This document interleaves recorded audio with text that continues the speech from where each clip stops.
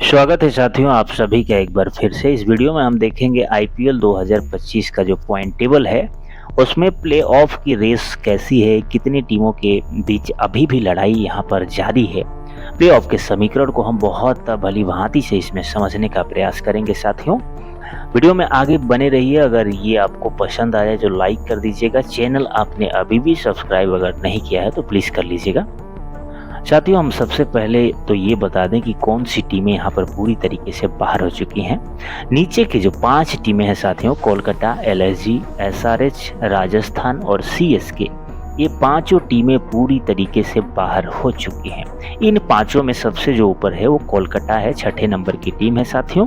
13 मुकाबले खेल करके 5 में जीता है और इसके साथ 2 मैच ड्रॉ हुए हैं, 6 मैच हारा है अभी तक और कुल 12 अंक इसके पॉइंट टेबल पे हैं। अगर अपने बचे हुए आखिरी मुकाबले को जीत भी जाता है तो भी इसके 14 अंक हो पाएंगे, माफ़ कीजिएगा। उस कंडीशन में निश्चित रूप से ये क्वालिफाई नहीं कर पाएगा। तो आप देख सकते हैं नीचे के 5 टीमें पूरी तरीके से बाहर हो चुकी हैं।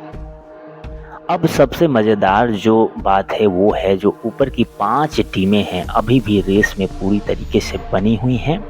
5 में से जो नंबर 1 टीम है गुजरात, वो पूरी तरीके से प्ले ऑफ को क्वालिफाई कर चुका है साथियों।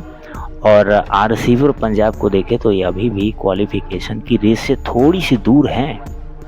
भले ही ये पॉइंट टेबल में 17-17 अंक जुटाई तो है, लेकिन उसके नीचे मुंबई और जो दिल्ली कैपिटल की टीम है वो अभी भी उसके लिए एक संकट के रूप में नीचे पड़ा हुआ है।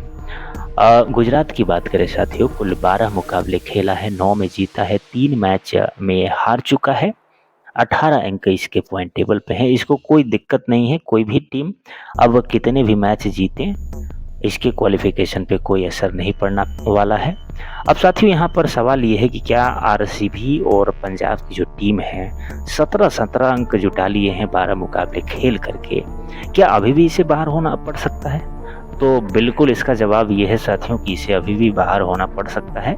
वो कंडीशन ये है कि अगर ये दोनों टीमें अपने बचे हुए आखिरी मुकाबले को हार जाती हैं और यहाँ पर जो दिल्ली कैपिटल की टीम है अपने बचे हुए आखिरी के दोनों मुकाबले को जीत जाता है साथियों, तो उस कंडीशन में होगा ये कि आरसीबी, पंजाब और दिल्ली कैपिटल इन तीनों का 17-17 अंक पॉइंट टेबल पे हो जाएगा।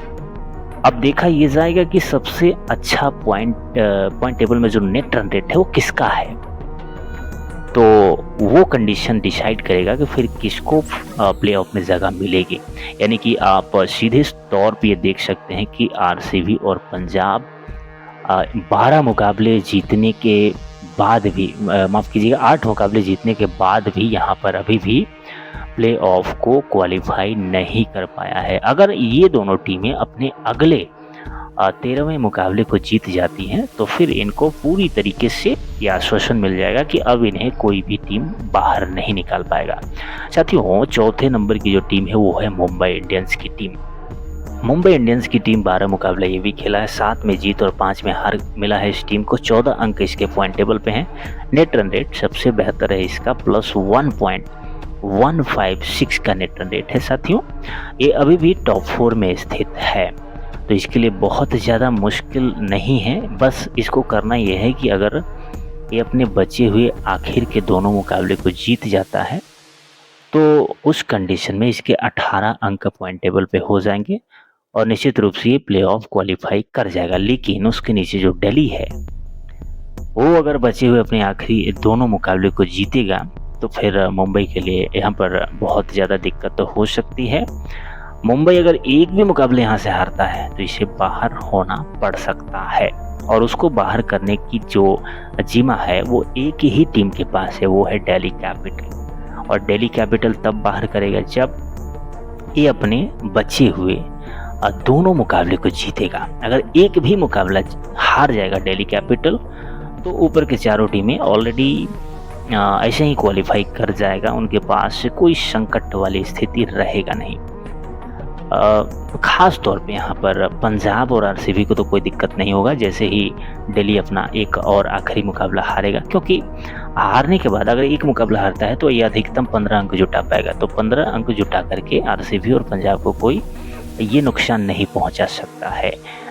बस यहाँ पर लड़ाई देखा जाए तो यहाँ पर मुंबई और दिल्ली के बीच सबसे ज़्यादा है, क्योंकि मुंबई को लगातार दोनों मुकाबले जीतना है और दिल्ली कैपिटल को भी लगातार दोनों मुकाबले जीतना है अगर प्लेऑफ को क्वालिफाई करना होगा। लेकिन हम सवाल यहाँ पर ये है कि अगर दोनों ही टीमें अपने बचे हुए दोनों ही मुकाबले को जीत जाती है तब क्या होगा?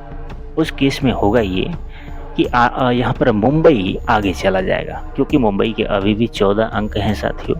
इसके सीधे तौर पे 18 अंक हो जाएंगे, जबकि दिल्ली कैपिटल के यहाँ पर केवल और केवल 13 अंक हैं। तो और 4 अंक अगर यहाँ से गेन करता है तो 17 अंक होंगे। उस कंडीशन में भी दिल्ली कैपिटल को बाहर होना पड़ेगा।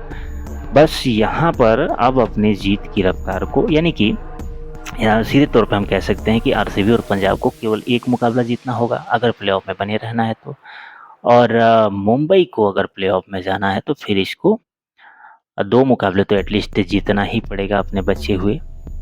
अगर एक मुकाबला जीतता है मुंबई, तो उस कंडीशन में फिर दिल्ली कैपिटल भी एक ही मुकाबला जीते तब जा कर के मुंबई का काम बन पाएगा। तो साथियों, उम्मीद करते हैं कि इस पॉइंट टेबल में जो प्ले ऑफ की समीकरण है उसको समझने का आप लोगों ने प्रयास किया होगा, आप लोगों को समझ में आया होगा। फिलहाल एक ही टीम अभी तक गुजरात की जो है वो प्ले ऑफ क्वालिफाई कर पाया है। उसके नीचे अभी भी जो 4 टीमें हैं, आरसीबी, पंजाब, मुंबई और दिल्ली कैपिटल, इनमें से कोई भी एक टीम बाहर होगा। अब कौन होगा वो आगे के बचे हुए जो 2-3 इनके जो 2-2 मुकाबले हैं वहाँ से निर्धारित होगा।